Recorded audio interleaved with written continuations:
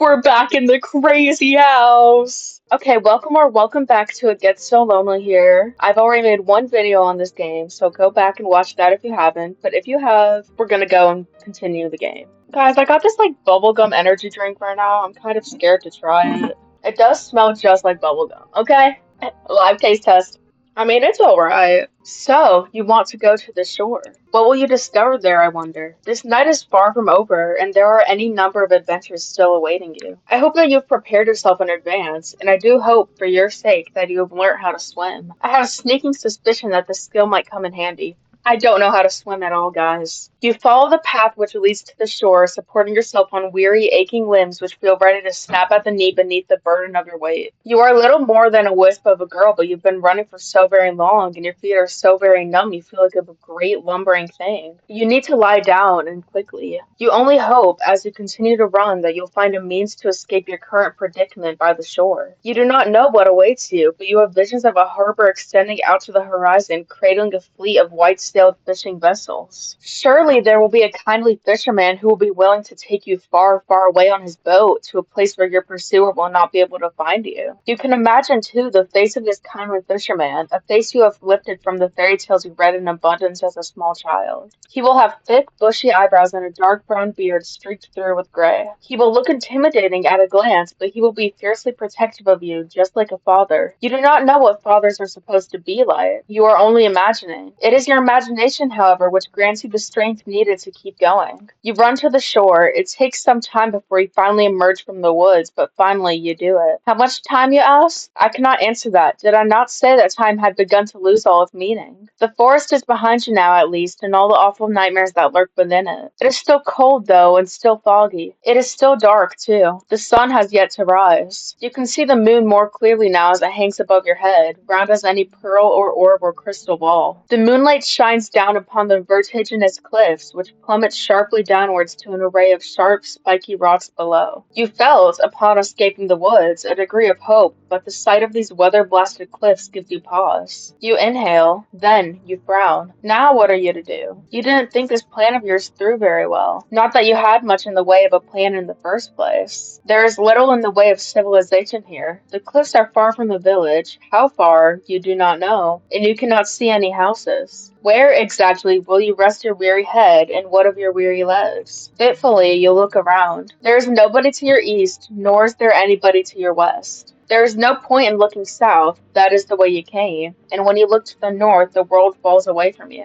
The cliffs are too steep to scale, and it is too dark. Naturally, there is not a soul here to help you. You are on your own. You feel so overwhelmed, you could very well cry. You do not cry, however. You know that tears have never helped anyone. You got yourself into this mess. Now you need to get yourself out of it. It is with this thought in mind that you inhale a lungful of salty oceanic air. Then you begin your exploration in earnest. You keep away from the edge of the cliffs, afraid that you might slip and take a sudden, unfortunate tumble into the abyss below. You are not as attached to your mortal body as some humans are, but you do not want to die. You still care for yourself, if only a little. And it is this sense of self-preservation which propels you onwards. You glance this way and that, pressing the tall grass beneath your shoes as you search for a place of shelter. Surely there must be somewhere. You cannot see any likely-looking settlements, but what is that over yonder? Could that be a roof? You hurry onwards, hope budding anew in your heart, until, at long last, you reach your destination. There is a house after all out here in the wilds, though it doesn't, at a glance, look very welcoming. The solitary house that you have discovered, not so far from the cliffs, is rather unremarkable. It is so small and squat you cannot imagine it contains within it more than one floor. You cannot even imagine that it contains much more than one room. Though it is dark, it is not dark enough to mask that the cottage has something of a slant to it. It is leaning listlessly to one side like a drunken sailor. The thatched roof, meanwhile, which tops this dwelling, has certainly seen better days. There is a hole in the thatch. There are several holes, in fact, and parts of it look particularly bare, almost bald.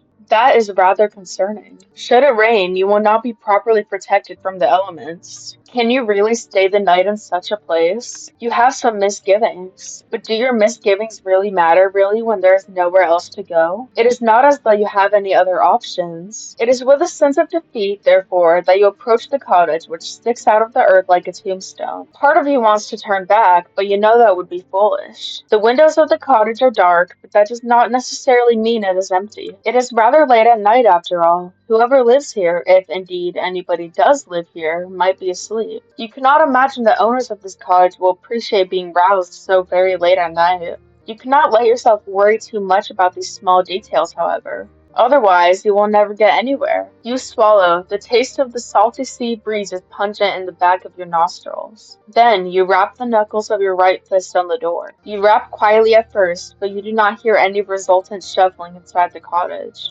Perhaps you did not use enough strength. Emboldened, you rap your knuckles on the door for a second time, more loudly this time. You wait a few moments, but still you cannot hear anything. Perhaps the cottage is unoccupied after all. You knock for a third time, then wait. The third time is, as they say, the charm, but for all that, your knocking goes unanswered. Well, nobody can say that you did not try. More intrigued now than anxious, your fingers find the handle of the door. You pull it down and, to your surprise, it yields easily. The door swings back for you as if by magic. It feels almost as if this was preordained. You step foot inside the cottage, which is very dark, and glance around. It is hard to see, given the lateness of the hour, but the cottage's interior is about as inspiring as its exterior, which is to say, not very. It is every bit as small and as cramped as you fancied when you observed it from the outside. There are a few cupboards which line the walls, a wood fire which has since been extinguished, and a straw pallet on the floor which must function as a bed. Your search is unsuccessful, however, when it comes to trying to locate other humans. You cannot find another soul. Surely that is to your benefit, though. If nobody else lives here, then you might as well make yourself at home. Or as at home as one can be, I suppose, in a small, cramped cottage such as this, with holes in the roof. You close the door behind you, then approach the straw pallet. All of a sudden, you feel incredibly weary. The tiredness that assails your limbs is absolute, so intense it overcomes the last of your concerns. You settle down upon the straw pallet, yawning as you do. It is not comfortable, but being able to lie down eases some of your aches and pains.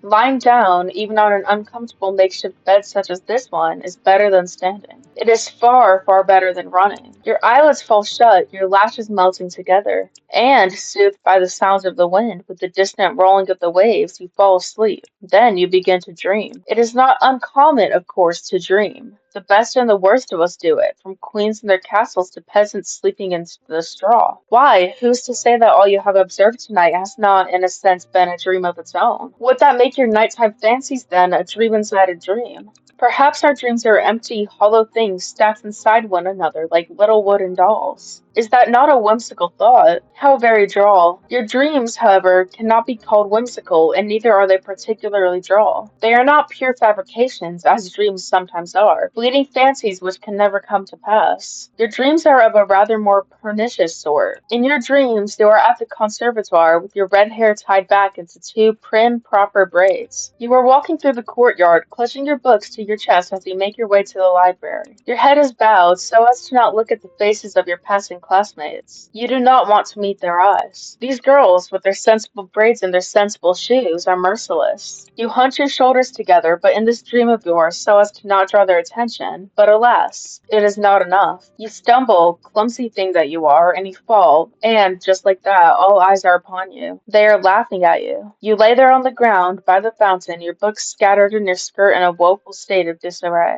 Your knee hurts. You examine your injured leg, trying not to cry, and, as this transpires, you hear a voice. One of your classmates is calling out to you. She has acknowledged you. You look up shyly, tears beating in your eyes, at a girl taller than you and prettier and much more refined. She extends her hand towards you. Does she mean to help you? It cannot hurt to try, can it? Hesitantly, you reach out to accept her offered aid. Her fingers curl around yours tightly, perhaps too tightly. Her nails dig into your skin. Deftly, the girl pulls you to your feet. Your legs feel weak from your fall, and your knee is still aching, still bleeding. You stumble, feeling out of sorts, but you are not afforded much of an opportunity to gather your bearings. The girl's hands are on your shoulders. She is laughing at you. Then she is pushing you. The sound of the fountain and the running water which drums against its basin is, all of a sudden, very loud. It is overwhelming. It surrounds you. Then it engulfs you. It is cold as ice. You cannot breathe. The rushing of the water continues, echoing in your eardrums over and over, and then you do not want to remember this. What good will it do? It is in the past, where the past ought to remain. You are never going to go back, not even in your dreams. It is this determination which forces you back into the world of the waking with a start. You gasp like a fish as you sit upright, your eyes unnaturally wide. You feel wearied from a lack of sleep, and, with half-lidded eyes, you glance about. It is still dark inside your cottage, the sky visible from beyond the window splashed still with stars. How long were you asleep? You are not sure. Your dream was so very detailed, it really did feel that you had been transported into a different time, into a different place. When you inhale, you can taste the rank, foetid water in your mouth. Tentatively, you pat yourself down, your fingers trailing against the front of your uniform. So vivid was your dream, you half expect to find that your clothes are damp. This is not the case, however.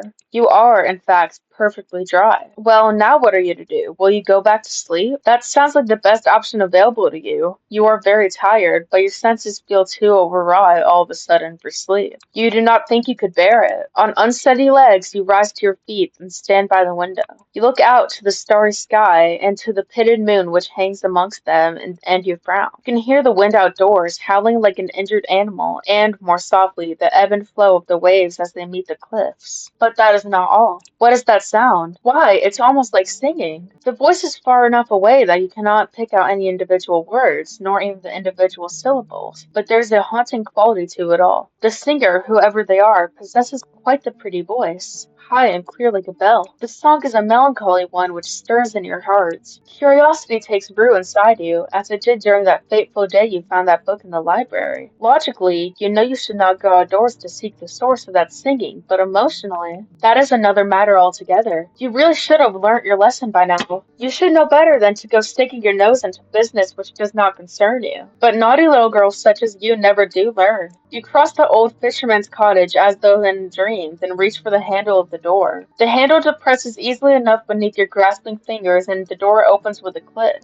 The rest of the world yawns before you, framed in the doorway, all of it bathed in the moonlight. You thought it was cold inside the old cottage, but it is colder still now that the door is open. An unpleasant wind rushes forth to meet you, knifing mercilessly through the fabric of your uniform. You look across the cold, inhospitable landscape, your fingers clenched into fists at your side. Then you step out into the unknown. You canvass the cliff face, led by nothing more than that luxurious singing. So haunting and ethereal is this voice, as it hangs on the breeze, it would be enough to send 1,000 ships off to war. You keep walking into the night until you reach the very edge of the cliffs, where they drop downwards into the empty air. You ought not to go any further, but the voice has yet to cease. You could still hear it echoing inside your head. It compels you to act. You look down at the shore, which seems like a dizzying distance away, then out to the ocean, which is breaking against the scattered rocks below. Your eyes narrow with determination. Then you take a step towards the cliff. These cliffs are steep and the rocks below them are sharp. You can see them glinting in the darkness, their tips jagged like the teeth of hungry predators. The cold wind blows, rocking your hair, and you shudder from it. Your shoes were not built for scaling cliffs, and your heels do not have much in the way of purchase, particularly not when the cliffs are so steep.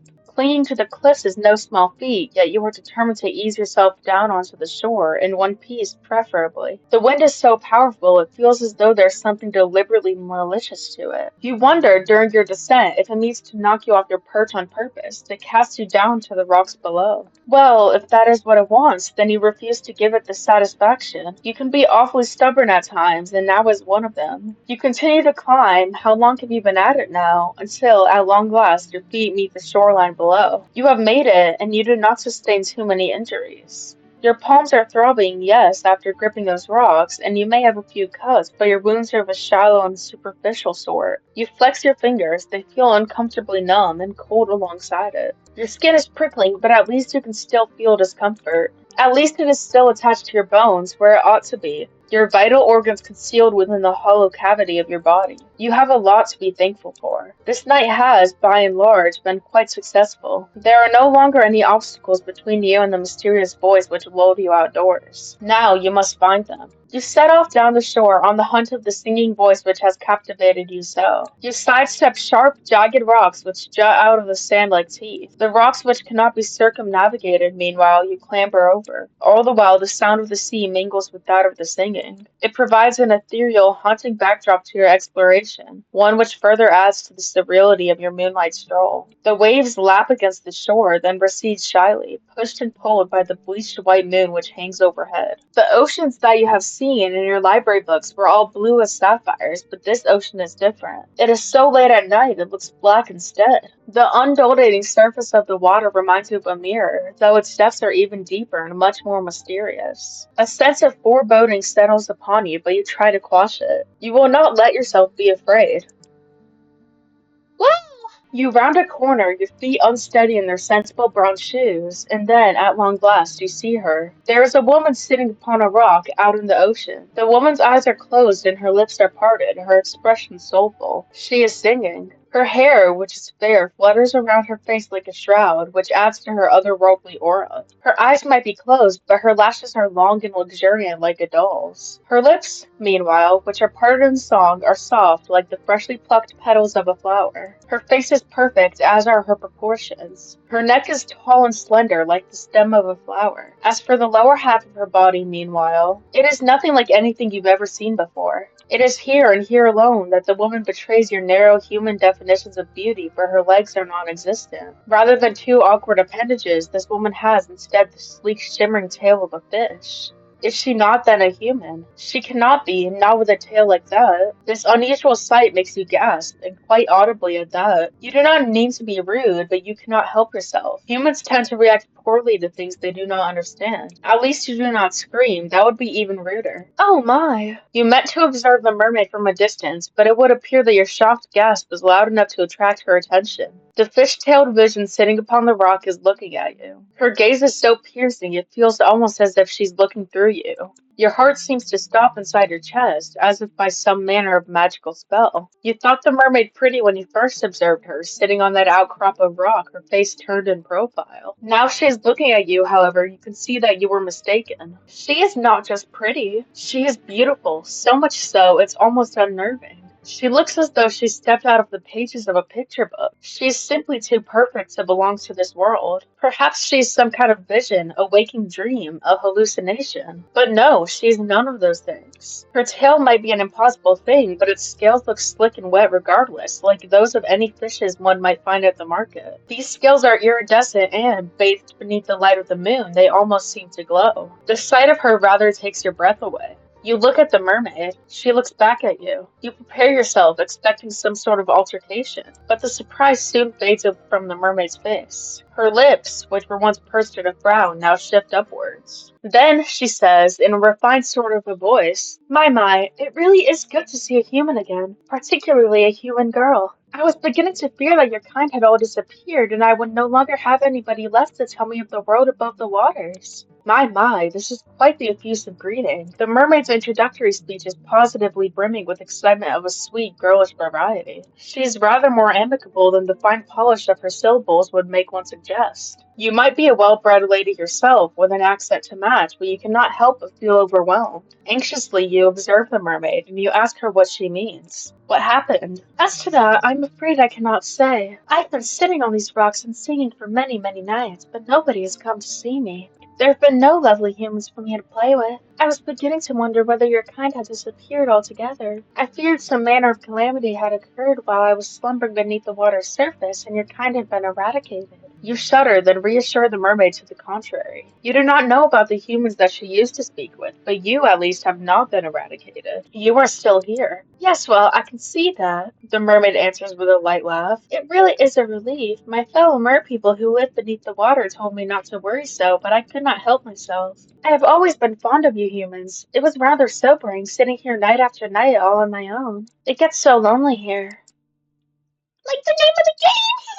Now, that is an interesting turn of phrase. It catches inside your head like a burr. Have you heard it before? So, dear human, did you say that you are unfamiliar with these parts? Hesitantly, you examine the mermaid. Thoughtless though you might be at times, you are not so very self-centered that you cannot detect a note of longing in the mermaid's voice. It is evident as she looks at you that she is hoping for a particular answer to her query. This answer, alas, is not one that you can furnish her with. You do not want to lie to her. It is after some hesitation, therefore, that you reaffirm your earlier words, though this time you embellish them. You tell the mermaid that you are a traveler from a far-off land, one which is very dissimilar to this one. It is not a complete fabrication. You tell her that you have only just arrived by the shore and that you are unfamiliar both with your immediate surroundings and those further afield. If there is a village nearby, then you have never set foot in it. You do not know what this village is like, nor how many inhabitants it boasts. You do not know if a calamity, as the mermaid grimly supposed, has struck this land. But if she fears all the humans within the immediate vicinity have been laid low by some mysterious malady, then she needn't worry overly on that score. You are still alive. Are you not, you wonder, enough to satiate her curiosity with the human realm?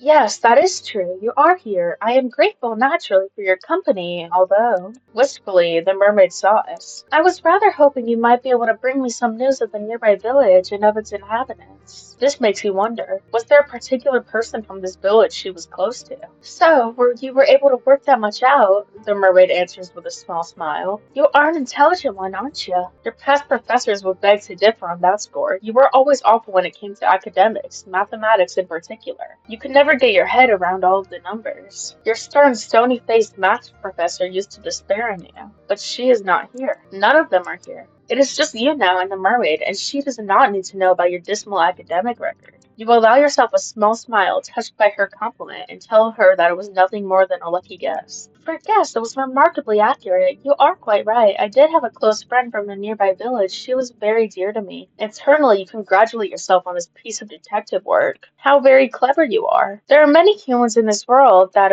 I know. The human who spoke with me, however, was special. She was my human. You do not fail to catch the possessive note in the mermaid's voice. And I cherished her dearly. She would come to me on my rock late at night when she was finished with the chores and we would talk. I asked her a good number of questions about the human realm and about her customs. I fear my endless inquiries must have been rather tedious, but she was always happy to indulge me. She never once scorned me for my ignorance, and neither did she make me feel like a fool. She always made time for me, no matter how many demands she had on her time. She was a farmer's daughter. She was awfully busy from the dawn until dusk, threshing hay and taking the animals out to pasture. She told me of her work, and I marveled at her. Slender though she was, she possessed a truly tremendous amount of strength. I, who have lived in the ocean all my life, cannot countenance working as hard as she did, but she bore her burdens without complaining. She was not the prettiest human who has walked the earth, but that not matter to me. Her conversation was engaging, and I knew, through our continued encounters, that she meant no ill will. She did not even have a single drop of malice in her heart. The wistful manner in which the mermaid speaks of her friend makes you feel, for a few brief moments, a flicker of some ugly, primordial emotion. Could it be jealousy? It is painful, isn't it, to hear others wax poetic about those they hold so dear, particularly when you yourself have never been regarded in so intimate a manner. You have, for many years, been woefully alone. But you are not alone now. You are with the mermaid, and she is with you, and though she might prefer to be in the company of an industrious farmhand, the farmhand is not here. Where did she go? Oh, if only I knew. She quite simply disappeared one day, almost as if she'd been whisked away by a wicked spirit. That seems like quite the anticlimactic ending for such a close relationship. Did the farmhand not tell her companion beforehand that she might one day disappear? No, she did not. Nothing of the sort happened. It was all very sudden. So, you ask, feeling affronted upon the mermaid's behalf, did she not give you any warning? Not a single one. And when, you ask, did she disappear? I don't know, in truth. Time is a strange concept to beings such as myself, particularly as it seems to ebb and flow differently both above and below the surface. You humans have quite a strange compulsion to pin down and to place labels upon everything. You have names for your seasons and for your months and even for your days of the week. It is all very precise. We merfolk, however, do not bother with such affairs, perhaps because we live so much longer than you humans do. We have no need to obsessively document our days, not when we have so many of them at our disposal. This curious remark catches your attention. How long exactly do mermaids live for? The mermaid does not look much older than you do, but you cannot help but wonder. My, nosy, aren't we? The mermaid asks, and she laughs, a soft, tinkling sound like that of a bell which makes you blush. Were you being nosy? Perhaps you were. You have always had a thirst for knowledge, not of the dry, dusty academic variety, but of stories peopled with strange persons. Literature was the only subject you were ever any good at. Again, it is hard for me to quantify, but to put it in terms a human like you can understand, I suppose we mermaids can live for centuries. That is quite the surprise. But perhaps it shouldn't be. You've been subjected to any number of surprises tonight. What is one more added to the pile? I have not been waiting quite that long, however, for my friend to return to me. I think it has been but a few seasons. It might not sound like much, but never before have I been so aware of the passage of time. I have experienced any number of wants during my life, but I have never wanted anything quite as badly as I want to see her. I wish she would sit with me and she would talk to me just one more time. But perhaps I am asking for an impossibility. I have been waiting for long enough now to presume that she will not be returning to me. I fear that something must have happened to her or to her family, or perhaps to her whole village. You can hear the worry throbbing in the mermaid's voice, so potent that for a few moments you swear you can feel the depths of her sorrow within your own breast. Her sadness over this human girl is a deep, dark thing, almost fathomless. You cannot let yourself indulge it for too long, otherwise you fear you might drown in it. Ruefully, you tell the mermaid once more that you cannot help her. You are only a traveler after all. What do you know of a single insignificant farmhand in a nearby village? Yes, I thought you might say that. It is quite unfortunate, but I ought not to reflect upon all that I am missing. That would be churlish of me, and it would not be fair to you either. You did not approach me, I am sure, with the hope of hearing about all my woes. I should be grateful instead for all it is that I do have. I still have my long, long life, which stretches before me like a golden cord. And, of course, I have you now. Do I not? I ought to go soon before my absence is noticed, but will you not come and visit me again tomorrow night? I think I would like that. I've always enjoyed speaking to humans. You make me feel less alone. You cannot help but feel, as the mermaid observes you with those enchanting eyes of hers, that she does not truly wish to speak to you for your sake. She wants to use you instead as a substitute for the farmhand that she has been missing so very ardently. The thought stings, though you really ought to be used to it. Still, to be held in lower esteem than a farmhand of all things, it makes your self-esteem sting. You try not to let the mermaid notice this, though. The woes of your past are not her fault, as much as the woes of her past are not yours. It is silly in any case to be jealous of a girl who might very well be dead. That is what you tell yourself. It is the only way to prop up your bruised sense of self-worth. You tell the mermaid after a pause, like to see her again. You would like that very much. Oh, thank you. I've been feeling very gloomy for quite some time, but seeing you has invigorated me. Finally, it feels as though I can smile again. Did she not smile, you wonder, after her friend disappeared? I did not know. I did not have the heart. Without her, the world seemed very dull and drab. Your company has cheered me immensely. This is why I like humans so much. You are not callous and unfeeling like the merfolk who live beneath the water's surface. You are much kinder than they are. Oh, if only she knew. If the mermaid was aware, I wonder how petty. If the mermaid was aware, I wonder of how petty you are and how jealous. Would she still care for you?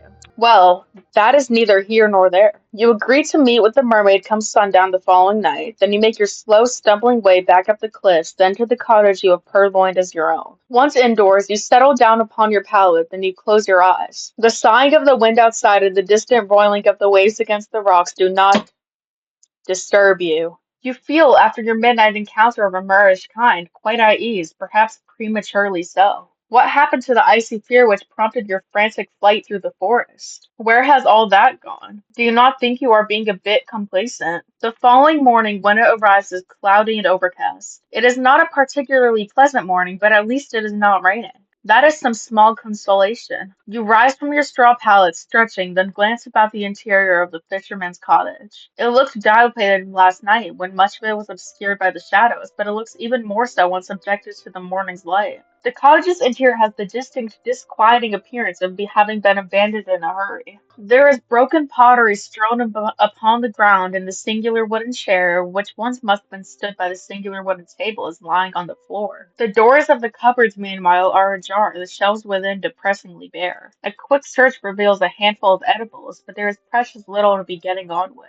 If you wish to live here comfortably, you will have to look into foraging. You ate very little last night, and your stomach is empty. It was the malcontented rumblings of your stomach, in actual fact, which roused you from your slumber. But your body seems to be very far away indeed, much like the gray clouds which choke the sky. You are not thinking of your own physical discomforts. You are dwelling, instead, upon the events of the night prior. You cannot help but think of the mermaid. Did you truly meet an aquatic maiden last night during your nightly stroll when you could not sleep? It sounds unreal, especially now that the sun has risen and the shadows from the night prior have dispersed. You could not quite believe it. It must have been a dream, but why then can you recall it so very clearly? You help yourself to the scant food and drink available to you, all the while thinking of your next course of action. Now what are you to do? You plan, of course, to return to the shore come nightfall, so that you might once again see the mermaid, but the night will not arrive for quite some time. You need to find some means of keeping yourself occupied until then. The uninspiring interior of the cottage does not furnish you with any particular ideas, so you decide to go for a walk. Your soul still ache after your exhortations last night, but you go slowly. You ought to be alright. That is what you hope at least. You do not want to spend much longer than you have to in the fisherman's cottage, no matter how cold it might be outdoors. It almost as cold inside as it is out, and in any case, the cottage is far too small. You leave the cottage behind you and set off. You do not know where exactly you're going, but you suppose it does not matter that much. You don't have any particular destination in mind. Your meanderings lead you to the cliffs, which are steep and sharp. The drop to the shore is a perilous one, so much that you have to wonder how you were able to descend the cliffs the night prior to meet the mermaid. You are rather more determined than you ever realized, though I, of course, could have told you that much. You are surprisingly capricious for a small, slender human. You walk along the side of the cliffs, keeping a sensible distance away from the drop to the shore. You might have survived last night's excitement unscathed, but you do not fancy trying your luck. It would be so like you really to avoid a drop to your death in the darkness, only to stumble during the morning light and take an irreversible tumble. Your fortunes have never been the fairest. Your meanderings along the cliff reveal to you all manner of curious flora. You thought the night prior that the cliffs were weather blasted, but you can see now that your assumptions were incorrect. There are flowers here, very warm and bright, like the sun's light during the summertime. Or, you think with a flush of pleasure, the fair hair of the mermaid whom you are certain you spoke to last night. These flowers are so very like her hair it is uncanny. You step towards the flowers, draw to them, and sink down to your knees. The tall grass brushes your ankles like a caress, the morning's dew wetting your skirt.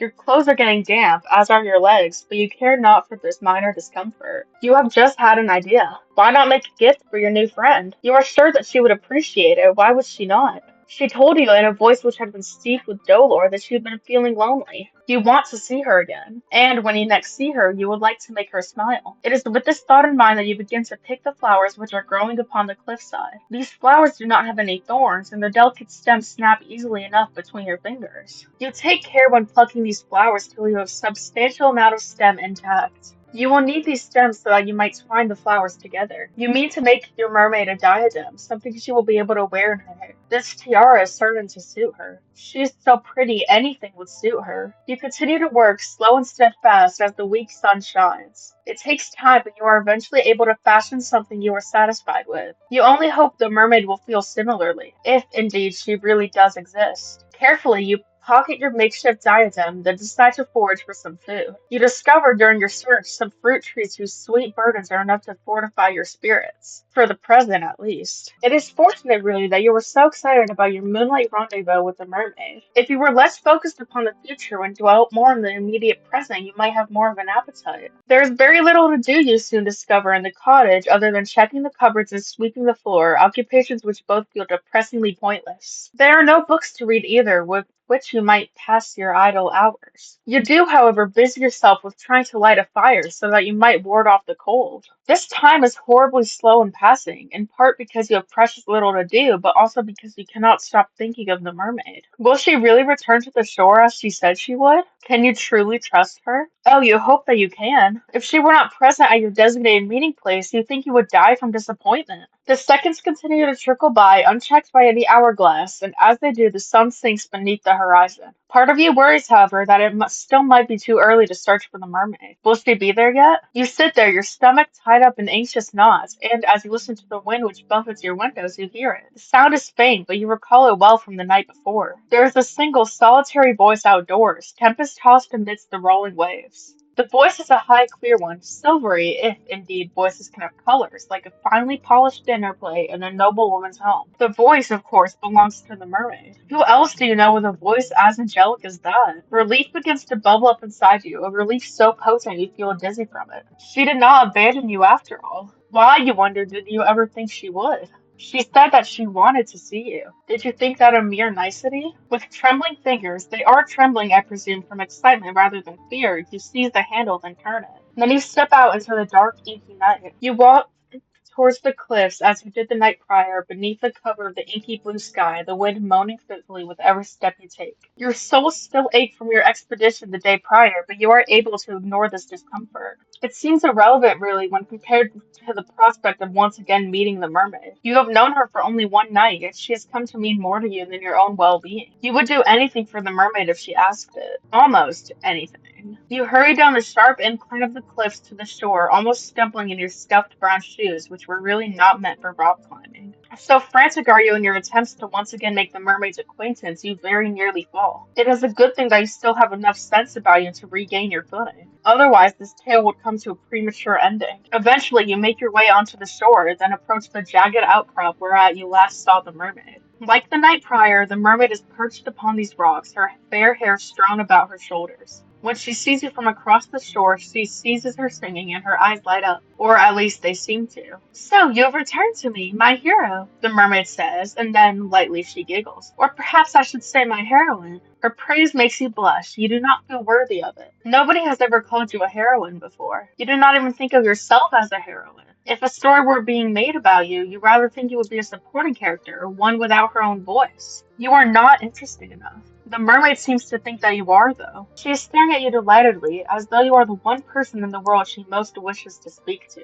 The thought makes you tremble, but not as much as the mermaid's gaze. You tell the mermaid that you do not think you are so very brave, but she dismisses your awkward remark with a laugh. I think you are. I saw the way you scaled those cliffs. I thought it was very heroic. Oh, so she saw that, did she? Then, did she see how you slipped down the cliffs, grazing your palms in the process, and how you very nearly fell? You have never been the most graceful of girls. But to have your failings exposed before a being as poised and as perfect as the mermaid, it stings a little bit. More, in fact, than the resultant grazes on your palms your clumsiness brought you. You tell the mermaid that there was nothing so very heroic about all of that. You were simply excited, that is all, to see her again. Well, that makes two of us. I was excited to see you again. She was. Naturally, I had a very good time speaking to you last night. I had hoped that we might resume our correspondence. That's why I came to the rocks a bit earlier than usual. I was waiting for you. Did you hear my song? Yes, you replied with a nod of your head. You heard it all the way in the abandoned cottage. It called out to you. That was the general idea. I was singing for you. She was. You don't think that you're worthy of the mermaid's song, but if she doesn't mind dedicating her voice to you, then. Well, who else would I dedicate my voice to? There's nobody else to hear me. That's a good point, you suppose. Shyly, you look back at the mermaid. You thank her for her song. It was very beautiful. Then tell her before you can lose your nerve that you've prepared a present for her too. Oh, have you really? It is a small thing, nothing more than a silly trinket, but if it wouldn't be too much of an imposition, then. With clumsy fingers, you reach into your pocket. For a few moments, you fret that your near fall down the cliff might have damaged the delicate chain nestled within it, but your worries are in vain. The chain is surprisingly sturdy, given it was made with only a few flowers, and it has held firm against the odds. You handle the chain with great care all the same, however, as you hold it out, presenting it with for the mermaid's approbation. It was for the mermaid that you fashioned this chain. You thought it would look nice nestled in her hair. You were pleased with the chain when you first made it, but after looking at the mermaid, you've begun to reconsider. The mermaid's beauty is otherworldly. So much so, it almost hurts to look at her. Your flower crown, by comparison, seems a very weak offering indeed. The longer you hold your gift out, the more unworthy it feels. You have half a mind, as the seconds elapse, to snatch your silly, wholly unworthy gift back from the mermaid before she can judge you too harshly.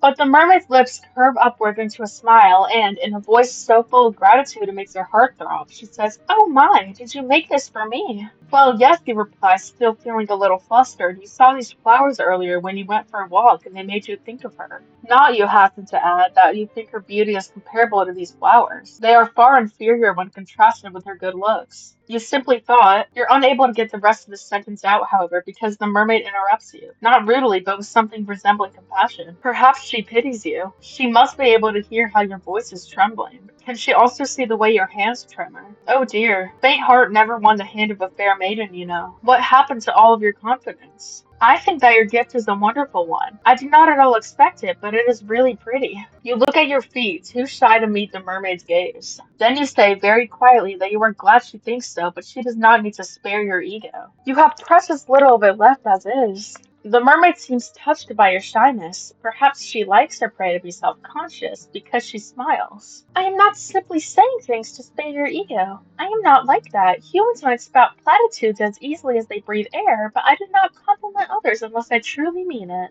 Is that not the point of speech? To have an honest dialogue with one another? If one party in a conversation is withholding their true intentions, then the conversation is impossible. Playing games is a waste of my time, particularly given my time above the surface is so very limited. You blush at this, more deeply still, and survey the mermaid beneath the full fringe of your eyelashes. Then she really does like it? Did I not just say that? You humans are so very funny. What with all your second guessing? She was like that too in the beginning. My friend. The mermaid's answer is a simple one, but it makes your stomach clench regardless. Ah, yes, her friend. How could you have forgotten about her? She used to make me gifts too, you know, gifts like this one. She would pick flowers on cliffs over there where I cannot tread. The mermaid gestures with one hand to the cliffs, which tower above the shore, tall and imposing as though to stap the sky above. And she would fashion them into crowns like this one, and bracelets. I was appreciative of her tokens, though she was similarly shy when she first presented them to me. She did not seem to think very much of her handiwork. You and her are remarkably similar, really. There is no guile in the mermaid's voice, but her words have rather taken the wind out of your sails. Of course the cowherd gave the mermaid gifts. Why would she not?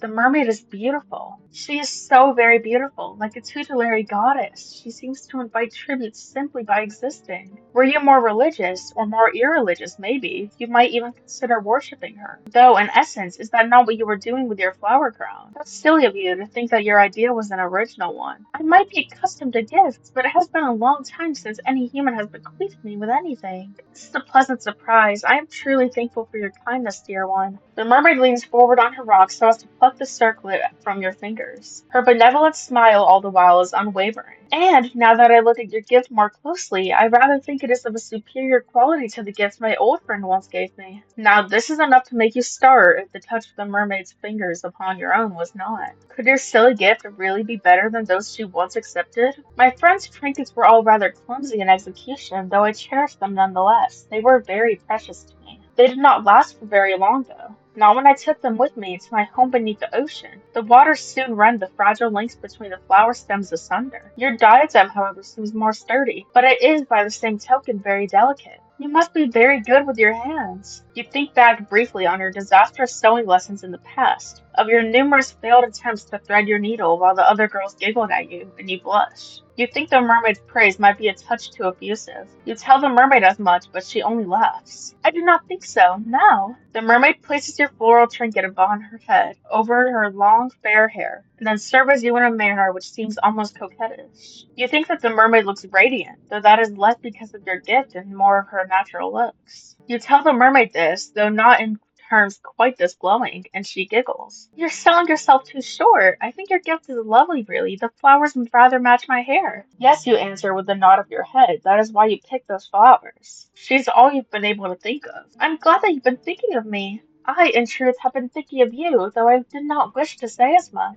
No, it would be embarrassing to confess how much I've been looking forward to a reunion if you did not feel similarly. I do not care to pine for humans from afar, but if you care for me as I do you, then it makes me feel less alone. You hasten to assure the mermaid, your face aflame. Do you ever stop blushing? Goodness gracious, that you do care for her, very much so. You have not known her for very long, but she has certainly made an impression upon you. She's such an easy conversationalist that time simply slips by when you are together. And it does not hurt, of course, that she is so pretty. My old friend was similarly complimentary. I cannot blame you humans for being so taken with me, when my form is so very graceful. Your legs seem rather cumbersome in comparison to my smooth, sleek tail. It must be so depressing to lumber about on land as you do, living your days beneath the harsh sun and the cool, unfeeling moon. Sometimes I rather think I pity you. But the surface is a good deal brighter than it is beneath the ocean, I will grant you that much. You agree with the mermaid, still feeling flushed, that there are some perks to having legs, an agreement which makes the mermaid giggle. I am certain that there are, though you cannot explore the ocean's depths as I can. I presume you've never tried it. You shake your head, no. You had never thought to do so, largely because you've never been so close to the sea before, not at all in your life. You did not have much opportunity for nautical exploration in the past. You were not allowed to go anywhere then, save to the local church.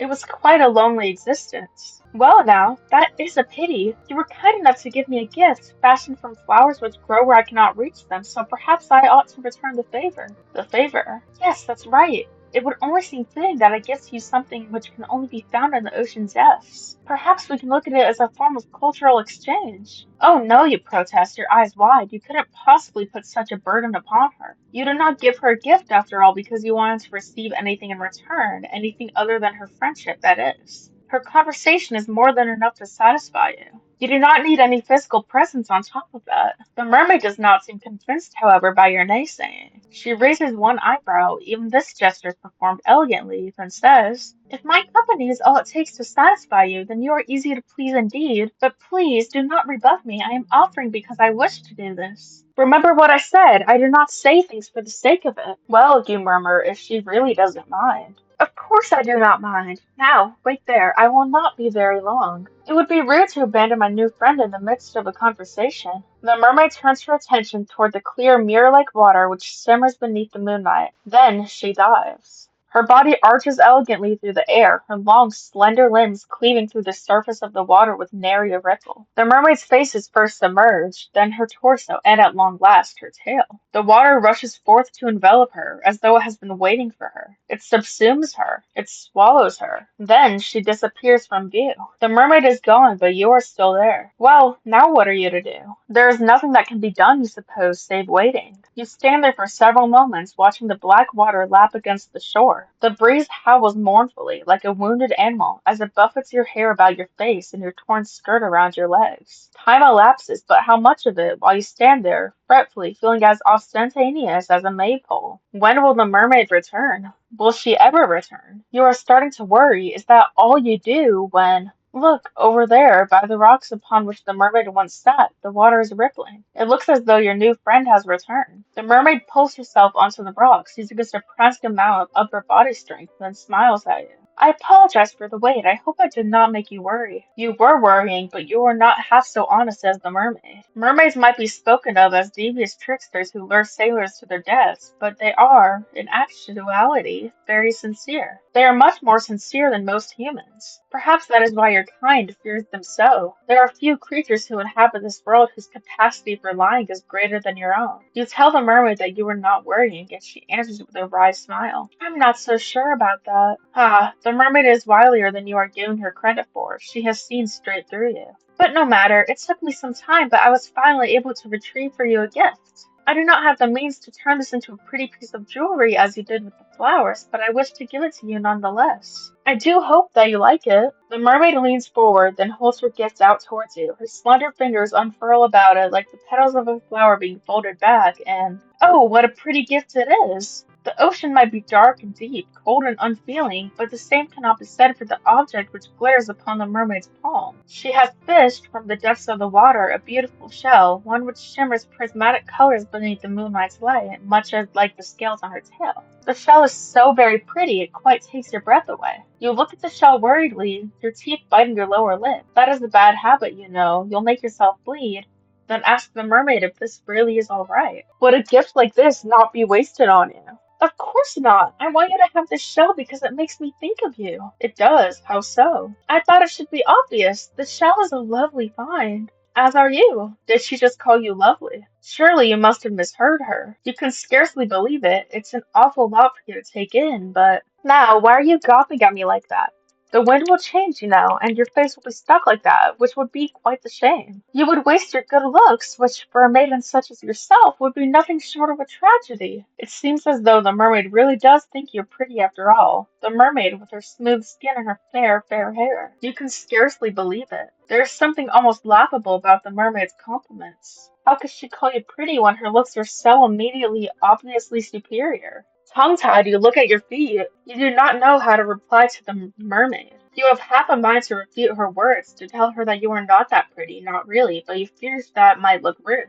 You do not want to rebuff the mermaid's well wishes. There is nothing for it then but to take the shell which the mermaid retrieved from the ocean depths for you. You do not think that you are worthy of it, but neither do you want to refuse it. Now, that is a surprise, the mermaid says, amused as you reach for the shell. I didn't think you would be bold enough to take it, not without more coaxing on my part. You have exceeded my expectations. What a good girl you are. Your heart flutters with this praise, and it flutters all the more when your trembling fingers brush against the mermaid's palm. She presses the shell into your skin, and your own fingers tighten about it. The shell is sharp and pointed as it digs uncomfortably into your skin. It hurts. But there is pleasure in the pain. This, too, feels like a gift from the mermaid. You do not want to spurn it.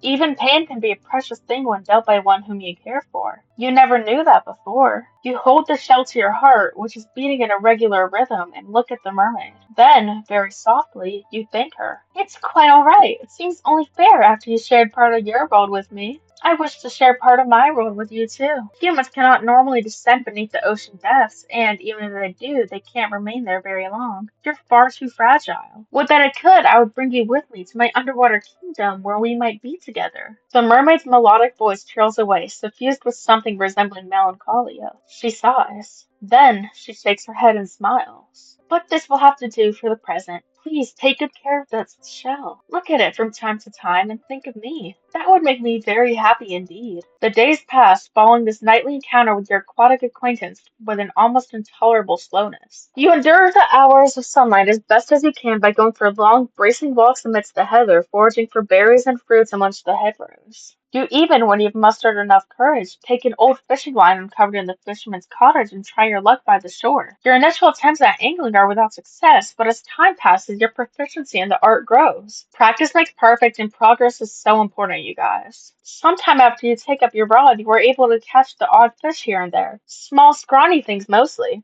But the meat goes a ways to bolstering your rudimentary diet. You teach yourself how to remove the scales of these saltwater fish that you have captured and how to gut them. You learn, too, how to cook them over a simple fire. Sometimes you skewer these fish of yours on spikes and roast them slowly, innards and all. You are able to sustain yourself well enough during the day, though the faint pangs of hunger you experience never quite go away. Your physical discomfort, however, is secondary when compared to your desire to visit the mermaid. Your days might be dull and drab, but your nights comparatively are made of magic. It is only during the night that the mermaid emerges from beneath the waves, and when she does, you hurry to her side. You have never before had anybody who took so great an interest in you, not until you met the mermaid. That is why she has grown to mean so very much to you. She's the first friend you ever had. But if you do not temper your obsession accordingly, I fear she may very well be your last. You care little for the potential danger, though, which lurks beneath your interactions with the mermaid. You want only to show the mermaid how much you value her, and you hope within time that she will come to value you too.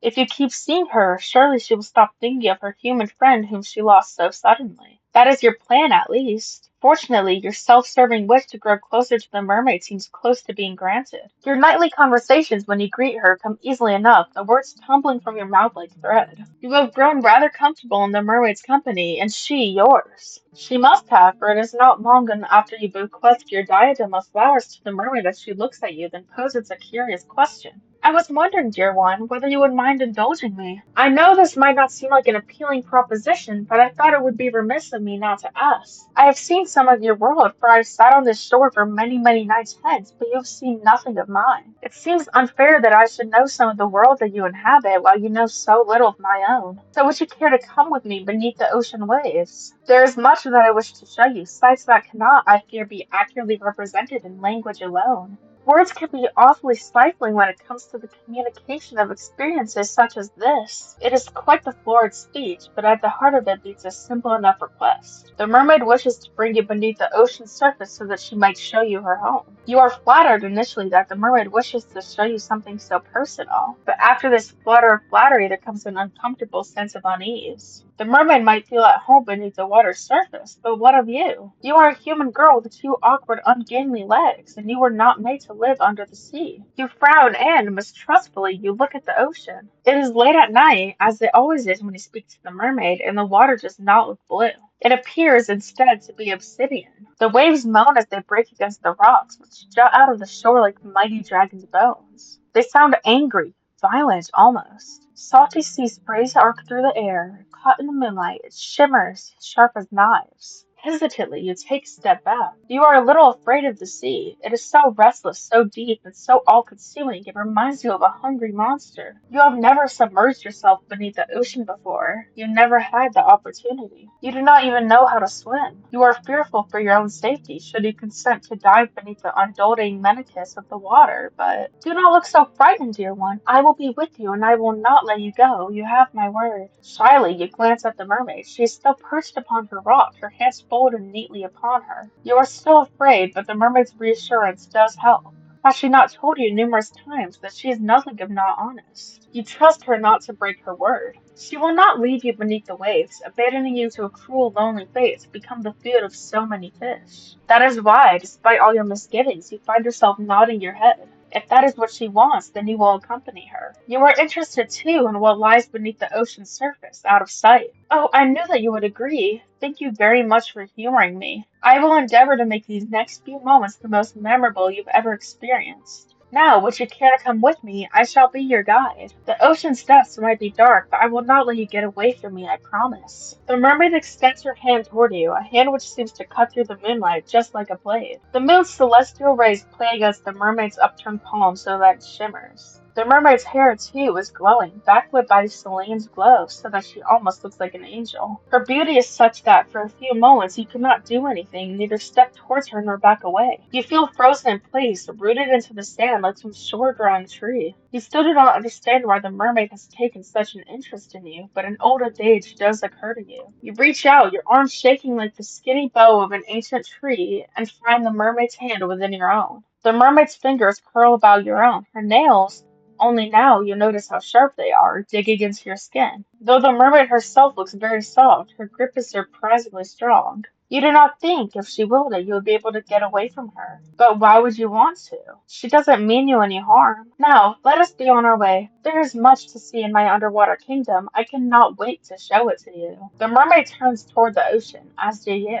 A brief moment passes, one during which you allow yourself to stand there, your hand claimed by the mermaids as the wind buffets your hair and your skirts. You inhale deeply. The smell of the salt is heavy in the back of your nostrils, so much so you could choke on it. It is not a particularly pleasant smell, but you have grown accustomed to it after living in your tumble-down cottage by the shore. It is nostalgic almost. You have a vague feeling as you stand on the precipice between your world and that of your aquatic companions that you might never again be able to smell the salt in the air like this. That is just a silly supposition, though. You are being foolish. The mermaid will return you back to the surface in due course, will she not? You hope that she will. You, unlike her, cannot breathe underwater. You open your mouth, meaning to ask the mermaid about this fact, but you are not afforded the opportunity to speak. The mermaid has already shifted, her fingers still twined about yours. She dives forwards, her body slicing through the surface of the water like a knife, and you, inexorably, are dragged along with her. The water rushes forwards to meet you in a sudden, shocking rush.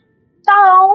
The mermaid's descent might be graceful, but yours is anything but. You do not know how to position your legs, and your limbs feel awfully ungainly. The shock of the water as it touches your skin, meanwhile, is intense. You didn't think the water would be as cold. No, it is not just cold, it's freezing. It feels as though all the warmth has been sapped out of your skin. If your head was not already beneath the ocean's waves, you would gasp from it. You do not gasp, however. You cannot. You have already been submerged. Your body no longer feels as though it's your own. Your hair is unspooling behind you like thread, and your skirt is fluttering. Your body rocks to and fro, as though being soothed in your mother's arms. It is a curious feeling, but it is not wholly unpleasant. If only it were not so cold down here beneath the ocean's depths, you might find it relaxing. It is dark under the surface of the water, yes, but you have not ventured so very far, not yet at least, that the glow of the moon cannot penetrate its depths. Your surroundings are illuminated, though faintly, and thanks to the precious illumination you can see schools of fish swimming about you.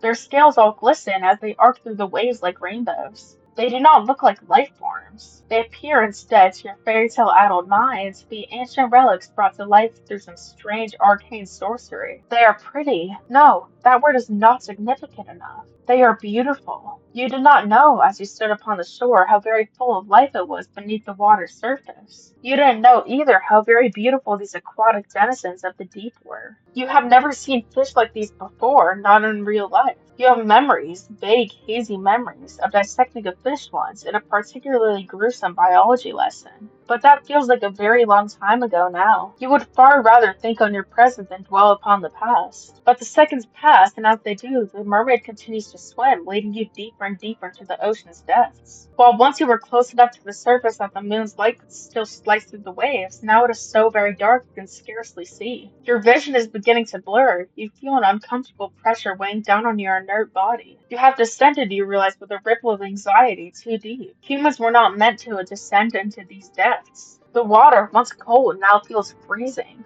It caresses every inch of your exposed flesh, as if to sap what little warmth you might still possess. You shiver, and when you do, you swear that you can hear your teeth chattering despite the water which stops your ears. The water is stopping up your nostrils. There is so much water down here at the bottom of the ocean. It is endless. The mermaid might be able to breathe underwater, but you are not so very fortunate. Your body is far less sophisticated than hers, and it requires oxygen with which to furnish your body with continued strength, and not salt water. The thought of trying to inhale the endless water which surrounds you makes you shudder. You would rather not attempt it. You do not have gills. When will the mermaid take you back to the surface? Surely she must know that you have fast begun to near your limit. You have been under the water for too long, and it is too cold. And it is so dark now in any event, you cannot see much of anything. The joy you once felt during your underwater adventure has begun to dissipate, just like the last of the oxygen you still possess. It is time to return to the surface now, but how are you to communicate this to the mermaid? You cannot speak, and she is not looking at you. She is staring instead, fixedly, at something beyond your comprehension. Something far away, perhaps, in the underwater gloom that you cannot see. Not knowing what else to do, you try to pull your arm free from the mermaid's grasp. You hope that this will signal to her that she's grown too carried away in her endeavors, that she ought to cut short your expedition and return you to the shore. The mermaid does not react, however, to your attempts to escape her. Her grip does not slacken as you had hoped from your wrist. In fact, it's quite the opposite. It feels as though she's gripping you more tightly than she was, as if to prevent your escape. But why would she do that? You tap on the mermaid's shoulder to get her attention, a gesture which prompts her at long last to turn. Her fair hair billows about her, suspended in the water like a shroud. Then, she says, in that calm, measured, incredibly reasonable voice of hers, "Yes, dear one? What is it?" If you could, you would open your mouth to reply to her. But alas, you are a human girl, not a fish, and you cannot speak underwater. Any attempt to do so would accomplish naught save filling your pretty little mouth with water. The mermaid really ought to have considered that before she started asking you questions. But your comfort seems to be the last thing on the mermaid's mind. She smiles at you gently, delicately, and says, "I understand. Being underwater for so long must be beginning to take its toll. Do your lungs feel like iron? Are they heavy?" So she does understand your woes. You might not be able to speak, suspended as you are in the dark, murky depths, but communication is not wholly impossible. You nod your head empathetically, hoping that this will be enough to make your distress apparent, but yes, that will happen. It is a natural part, or so I have heard, of drowning. Not that I have ever had the opportunity to experience it myself. I'm incapable, you see, of meeting my demise in such a manner. Now, what was that? What could she mean? "I mean," the mermaid answers, "can she read minds? But this was a calculated act on my part. Forgive me, dear one, but the moment you consented to sinking beneath the water with me, your fate was sealed. Your lungs will be flooded with water soon enough, then you'll die. It's not a pretty way to go. You needn't worry about your corpse bloating, disfiguring, or being eaten by fish, though. I'll take very good care of it, I promise. In death, you'll look lovely, almost angelic. Is that not what you always wanted? You don't know what the mermaid thinks it is exactly that you want, but you think she's laboring under some severe misunderstandings. You would like to try and correct her. You do not want to die, but of course you cannot open your mouth. What a pity. Well, at least it saves me the effort of transcribing your dying pleas. I doubt they'd be particularly interesting. If you want to know why I'm doing this, then I would not mind obliging. I have no secrets to keep from you. Other than the secret, perhaps, that upon your first meeting, she nursed within her cold fish's heart the desire to bring about your watery murder. You might have liked to know that before you agreed to sink beneath the ocean's surface with her. I'm only doing this because I have no choice. Other girl I liked, after all, the one whom I adored, disappeared. She went away, and I was never again afforded the opportunity to see her. You remind me of that girl, though you don't look much alike. You don't act very alike either. But you're both humans who, despite your delicacies, have no shortage of determination. How your kind is able to live when your lifespans are so very short and you're susceptible to so many diseases is a mystery to me. Though my lifespan far eclipses yours, I am far sturdier. I cannot help but marvel at the tenacity of you humans. I know that if I were as fragile as you are, I would not be able to exist in this world. I would be far too afraid. I would see my own death lurking behind every corner, just as you could see your own death looming before you. It is not so very far away now. You can feel it coming closer and closer gets cold, icy fingers around your throat. You humans are incredible. I cannot help but respect you, weak and pitiful though you are. She respects your tenacity so very much she wishes to extinguish it? That doesn't make very much sense. Perhaps my words are confusing you, but it makes perfect sense. To me, at least. My beloved cowherd left me. I don't know where she went or what happened to her. Perhaps she was murdered by bandits, or contracted a horrible disease, or fell and cracked her skull. I don't know, and I'll never know. For many, many days and many, many nights, her disappearance tormented me. I couldn't help but wonder how it came about, but there were so many possibilities I couldn't imagine all of them. This thought terrified me. Still does. That's why I'm gonna take you to my underwater kingdom with me. There, we can be together forever.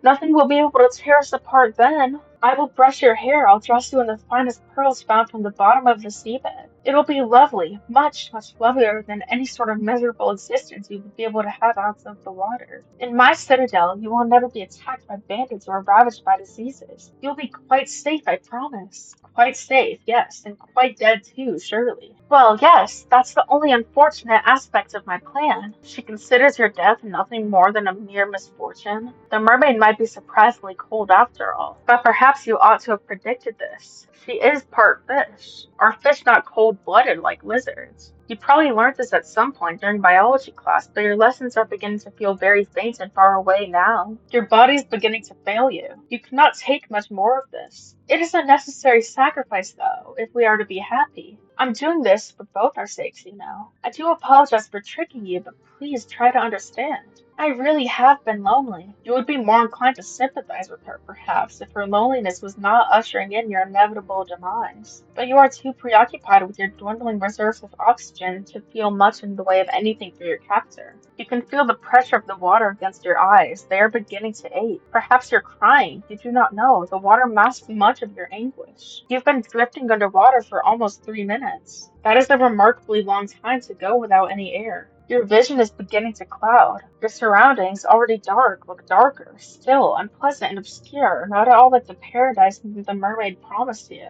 The pain of being suffocated slowly is far stronger and far more oppressive than the sensation of the mermaid's hand wound tightly about your arm. Is there no escape for you? The prognosis, I am sorry to say, is grim. Your fate, as the mermaid said, really was sealed the moment you met her, luxuriating on those rocks beneath the moonlight. But you'll forgive me if my sympathy is limited. You did bring this upon yourself, you know. You reap what you sow, and, in your case, you made a series of bad decisions which ultimately led to your untimely demise. Now, what do you want to do?